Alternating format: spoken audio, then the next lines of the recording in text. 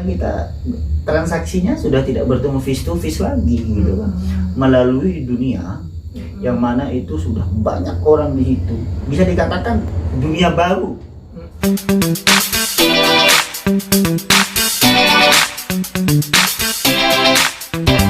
Assalamualaikum warahmatullahi wabarakatuh. Kembali lagi dengan saya Izul Mutakin di channel kebanggaan kita bersama Akademi Santri.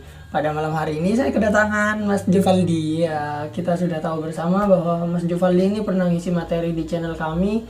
Kemarin tentang apa, Mas? Kemarin itu kita ngisi itu tentang korupsi. Korupsi ya. Oh iya, tentang korupsi dan pengembalian kerugian negara itu ya, kesempatan. Tadi saya juga kemudian dihubungi oleh Mas Jo ini beberapa menit yang lalu. Dia bilang, "Mas, saya punya materi." Saya tanya materinya apa kira-kira. Yakni terkait penipuan online ya. Penipuan. Ya, maraknya penipuan online. Dan pada malam hari ini kan saya baca itu tertarik tiba-tiba karena memang salah satu anggota saya di Forum Pemerhati Pendidikan dan Ekonomi Masyarakat itu pernah mengalami hal yang sama. Ini cerita dulu, enggak apa-apa ya? Ya, enggak apa-apa. Kita santai-santai Ya, aja. santai saja. Jadi kemarin salah satu anggota saya namanya Nita, dia mesen HP secara online nih, Mas. Ya, dia mesen HP secara online. Di sana ada di secara online ya, kalau tidak salah itu di Facebook, HP dijual murah sehingga dia membeli HP itu dan sudah mentransfer untuk membeli HP itu karena memang murah harganya. Nah, ketika uang itu masuk beberapa lama kemudian dia dihubungi, katanya barang sudah dikirim. Nah, ketika barang itu sampai di Jogja, katanya dia dihubungi kembali bahwa barang yang dikirim itu ternyata adalah barang ilegal. Sehingga barang itu ditangkap oleh petugas bea cukai dan kepolisian sehingga harus membayar uang lagi agar tidak terkena pidana. Karena ketakutan ya, mungkin karena masih belum paham, ketakutan dia transfer uang lagi. Oke, setelah ditransfer uang tidak cukup sampai di sana, penipunya ini nelpon lagi. Ya, penipunya ini nelpon lagi, katanya barangnya sudah mau dikirim tapi harus bayar lagi. Untuk apa? Polisinya minta uang agar bisa langsung dikirim barang itu dan tidak terjerat pidana. Nah, dia mau bayar lagi, untungnya ngubungi saya waktu itu. Saya telepon, ketika nelpon lagi ya, si pelaku ini langsung disambungkan ke saya dan saya langsung bilang, saya tanya dari bea cukai mana, kepolisian siapa yang minta uang, bagaimana cara barang ilegal tiba-tiba menjadi legal. Karena saya sudah paham hal seperti itu kan pastinya modus penipuan ya. Akhirnya karena ditanya seperti itu, bahkan saya pura-pura bilang bahwa saya sudah berhasil melacak nomor HP yang bersangkutan. Kayaknya dia agak sedikit ketakutan sehingga dimatikan handphonenya. Tapi teman saya ini, anggota saya ini, ya sudah, dia kehilangan uang cukup banyak ya, berjuta-juta karena penipuan itu. Nah, sekarang Mas Jo ini akan menjelaskan bagaimana ketika kita menghadapi media sosial agar kita tidak mudah tertipu. Pertama, kalau misalnya kita tertipu, solusinya seperti apa? Ayo kita simak perbincangan dengan Mas Juvaldi berikut ini. Beliau adalah salah seorang praktisi hukum muda di Situbondo. Ya, gimana Mas? Ya, Mas, ya. Memang syarat sekali Mas ya, tentang penipuan online itu banyak sekali sekarang sudah korbannya. Diakui atau tidak, di era kita sekarang ini memang sudah memasuki era disrupsi, yang mana era digitalisasi itu mendominasi terhadap kebutuhan manusia. Bisa dikatakan digital adalah salah satu kebutuhan pokok daripada manusia. Kenapa tidak? Manusia sekarang daripada dia itu mau beli makanan, lebih penting dia itu beli pulsa. Iya, benar. Itu landasan utamanya. Sehingga hal ini menjadi pemerhati yang serius bagi pemerintah. Akhirnya pada tahun 2008 pemerintah kemudian membentuk yang namanya Undang-Undang ITE, yaitu adalah informasi undang-undang ITE itu informasi teknologi elektronik ya. Seperti itu. Di situ mengatur tentang, yaitu adalah tentang salah satunya penipuan online pada pasal 28 ayat 1-nya seperti itu. Di sana unsurnya jelas bahwa ketika ada transaksi melalui elektronik yang merugikan terhadap konsumen, ini jelas pidananya tahu seperti itu. Dan atau denda ya ada. Iya, ada dendanya 1 miliar. 1 miliar seperti Iya. itu. Lah, akhirnya pemerintah hadir di situ kan. Pemerintah hadir. Tentu dalam hal ini kita sebagai subjek hukum ya, daripada kita ini sebagai subjek hukum harus juga kita lebih hati-hati. Walaupun pemerintah itu telah melakukan kewajibannya untuk menjaga yaitu daripada masyarakatnya dengan lahirnya Undang-Undang 11 2008 itu. Seperti itu. Bagaimana kemudian caranya kita agar terhindar yang namanya dari penipuan online? Oh, itu penting karena masyarakat Itu kita yang- belum tahu. Iya, itu yang karena kan terkadang kita itu bisa dikatakan ada yang sampai orang mengatakan saya terbius gitu. Kita tertarik dengan segala promosi mereka yang sangat luar biasa. Karena iming-imingnya memang luar Iming-imingnya biasa. sangat luar biasa. Harga gitu. murah, Harga proses murah. cepat. Nah, proses cepat. Iya. Ya, sehingga ini perlu yang namanya verifikasi terlebih dahulu. Jangan kemudian gampang kita memesan barang itu seperti itu. Oke lah kalau cuma 1 juta 2 juta gitu kan. Itu kan masih hal kecil. Kalau kemudian itu sampai puluhan sampai ratusan juta, kan, itu perlu yang namanya kita kecerdasan dalam kita itu memilah. Ini rasional tidak? Gitu. Jadi kalau sudah tidak masuk akal ya janganlah. Ya. Kalau sudah tidak masuk Cari akal, aman saja. Jangan, mendingan kita cari aman saja. Kalau sampai apalagi dengan dana-dana ataupun dengan modal-modal yang sangat fantastis seperti itu. Itulah bahayanya daripada dunia sekarang ini. Karena kita transaksinya sudah tidak bertemu face to face lagi gitu kan. Melalui dunia yang mana itu sudah banyak orang di situ. Bisa dikatakan dunia baru. Iya kan? Peradaban baru, era Peradaban baru ya. dunia baru gitu kan. Akhirnya perlu kita klarifikasi terlebih dahulu. Nah, setelah kita memverifikasi, oh ini betul tokonya itu ada gitu kan, dan ini legal kan, baru kita harus bisalah pesan di situ. Dengan apa kita mencari? Website mas. Di sana pasti ada yang namanya website resminya, kan seperti itu. Bagaimana kita melacak terhadap tokonya itu, websitenya itu bagaimana, faktanya itu bagaimana. Sekarang Termasuk komentar-komentar pembeli sebelumnya ya. komentar-komentar pembeli sebelumnya. Dan itu perlu kita untuk klarifikasi kembali itu kan harus ini real enggak seperti itu. Nah, Artinya sikap skeptis ya, tidak mudah percaya itu harus dibangun di harus era sekarang dibangun di ya. era sekarang. Harus sangat dibangun seperti itu. Karena kan kalau kemudian kita gampang tertarik dengan yang namanya promosi-promosi yang fantastis itu, tidak memikirkan rasionalisasinya, itu efeknya itu kerugian material mas, seperti itu, yang kemudian sangat merugikan terhadap masyarakat. Nah, seperti itu kan kalau kita tahu. Misalnya kalau sudah ada orang yang itu misalnya tertipu ya, misalnya seperti teman saya itu. Oke. Dia sudah tertipu, kemudian dia harus kemana, harus seperti apa, uangnya sudah hilang, sedangkan dia ingin uangnya kembali. Kira-kira bagaimana itu? Kita di sini adalah negara hukum. Tentu ketika kita berurusan dengan hukum, maka kita pasrahkanlah kepada yang berwajib. Siapakah yang menentukan hal itu begitu? Kalau kita alirkan kepada perdata, bagaimana kemudian kita itu menunjukkan siapa daripada subjeknya itu? Ya kan? Masih belum tahu karena ini dunia maya. Perjanjiannya pun melalui transaksi elektronik. Iya kan? Mereka belum tahu bagaimana isi perjanjiannya kan begitu. Ketika semisal ada barang yang rusak, bagaimana? Ini kan force majornya, kerugian-kerugiannya itu mereka nggak tahu seperti itu. Inilah bahayanya.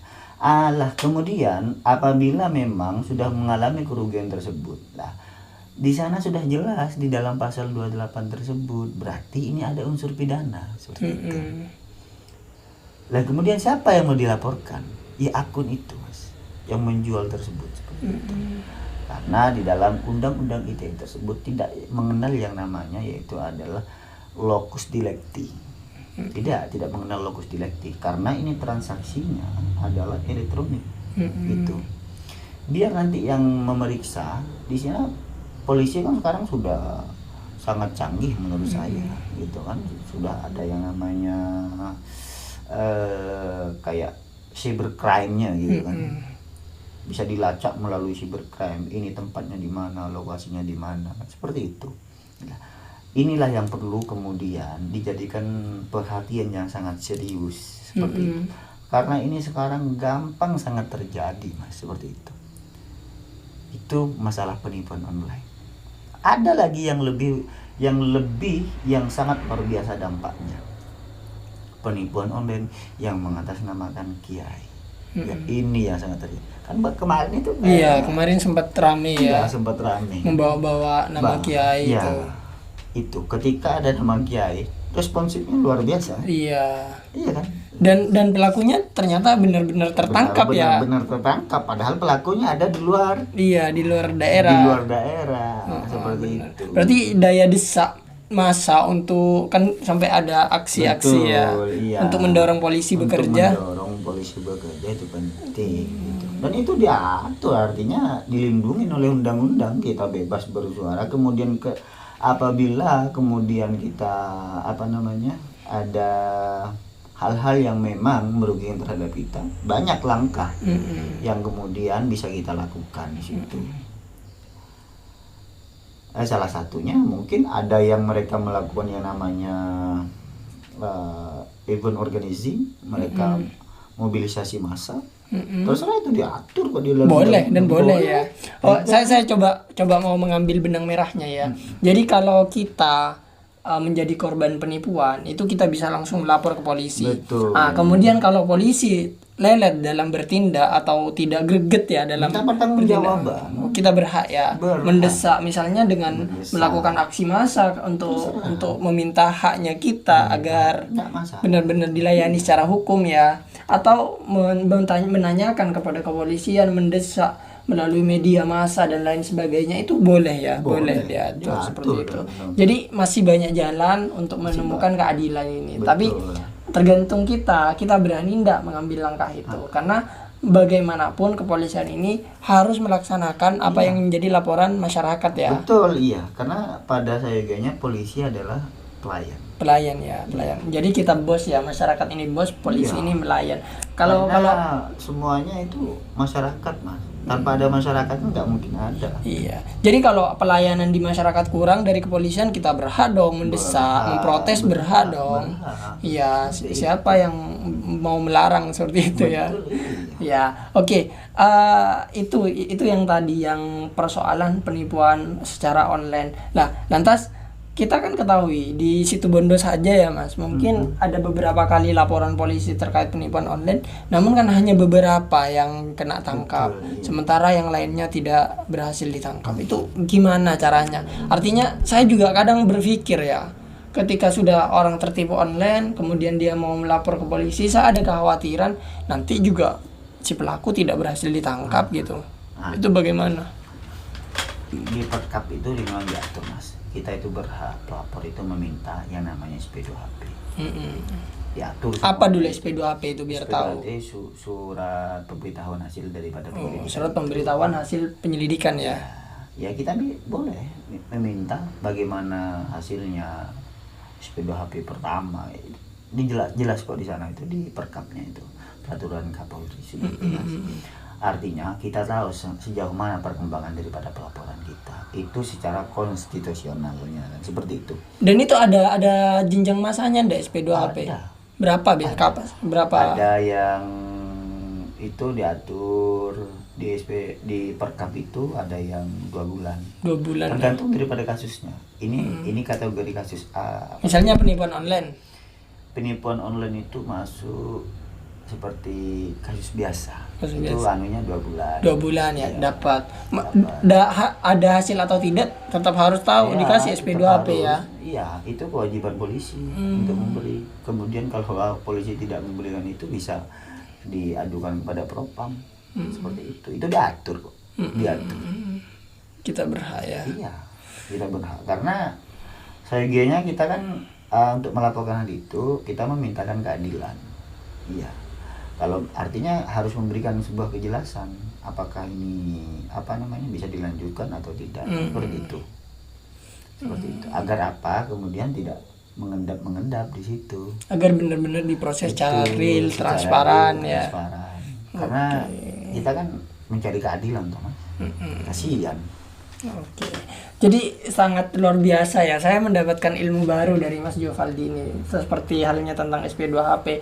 Intinya, kawan-kawan, sahabat-sahabat, ketika kita memiliki masalah dengan hukum, artinya kita menjadi itu korban kedoliman, salah satu contohnya penipuan online tadi, jangan pernah takut untuk melapor kepada polisi. Jangan pernah berpikir nanti saya harus bayar apa tidak usah bayar ya, tidak usah pelaporan, tidak ada. Jangan pernah berpikir kasus saya akan diproses atau tidak, biar sudah, percayakan kepada aparat penegak hukum. Kalau aparat penegak hukum tidak memproses kasus kita bisa melakukan banyak hal, seperti kita bisa berkomentar di media, berkeluh kesah di media bisa, atau kita juga bisa menanyakan langsung kepada aparat penegak hukum. Yang tadi kita bisa membawa aksi massa untuk mendorong polisi, memberikan support kepada polisi agar bekerja lebih greget, agar bekerja lebih baik, sehingga kasus kita benar-benar dilayani dengan baik. Itu hal-hal yang perlu kita lewati sebagai warga negara. Namun yang terpenting tadi ya Mas, jangan mudah percaya. Bangun sifat skeptis, tidak mudah percaya dalam diri kita, terutama ketika ada penawaran-penawaran di via online yang tidak rasional. Misalnya harganya, kita mau beli barang tapi harganya terlalu murah dan tidak masuk akal. Jangan mudah percaya. Lebih baik tidak membeli daripada nanti rugi sendiri ya. Atau ada penawaran yang luar biasa, pinjaman online dan sebagainya, sudah jangan mudah percaya. Kalau memang butuh uang, maka kita harus berusaha, bekerja, berproses. Kalau memang mau pengen beli sesuatu yang bagus, kita harus punya uang. Caranya dapat uang yang tadi itu, bekerja, berusaha, berproses. Jadi semua ada fase proses yang baik ya Mas. Itu mungkin itu Mas. Ya, ada tambahan lagi itu, dan mungkin saya ingin katakan kepada semua para penonton yang setia ya dari channel yang kita banggakan ini. Pertama, ketika kita mengalami yang namanya kerugian online, jangan sampai kemudian kita melakukan tindakan-tindakan yang inkonstitusional. Seperti apa? Di luar konstitusi di luar ya. Konstitusi, yaitu adalah dia itu mengomentari hal-hal yang kemudian merugikan kepada kredibilitas daripada seorang. Artinya nanti sampean itu berbahaya akan terjerat sendiri. Itu sangat berbahaya, dan ini sangat terjadi di kalangan masyarakat umum seperti itu. Jangan sampai ketika semisal ini ada punya utang kemudian ditagih melalui online di Facebook status, di Facebook. Ini jangan sampai karena nanti berbahaya kepada kepada orang yang biasanya itu minta dibayar hutangnya, dia pusing karena dilaporkan, seperti itu. Iya, benar. Ini jangan sampai. Artinya apa? Kita harus cerdas bermedia, seperti itu. Itu sangat penting sekali. Artinya misalnya ada seseorang ya, Mas Jo punya hutang kepada seorang, kemudian orang itu membuat status dan mencemarkan nama baik Mas Jo. Itu malah akan berbalik ya, bisa dilaporkan ITE ya. Itu yang perlu diketahui dari masyarakat. Hati-hati dalam bermedia sosial. Jangan kemudian gampang-gampang kita mencurahkan yang kemudian menghujat seseorang melalui media sosial. Itu sangat berbahaya. Selesaikan semuanya secara aturan hukum. Artinya jangan sampai inkonstitusional. Oke, benar, luar biasa. Mungkin cukup ini saja ya Mas Jo. Mungkin itu cukup dulu. Jangan bosan-bosan ke sini. Loh, enggak. Mungkin nanti kita akan lagi yang lebih hits lagi kan. Iya, saya masih pengen banyak menimba ilmu. Sama ya. Kita di sini sama-sama belajar. Oke, siap. Makasih Mas Jo. Oke. Ya, itu saja dari kami. Kurang lebihnya maaf. Assalamualaikum warahmatullahi wabarakatuh.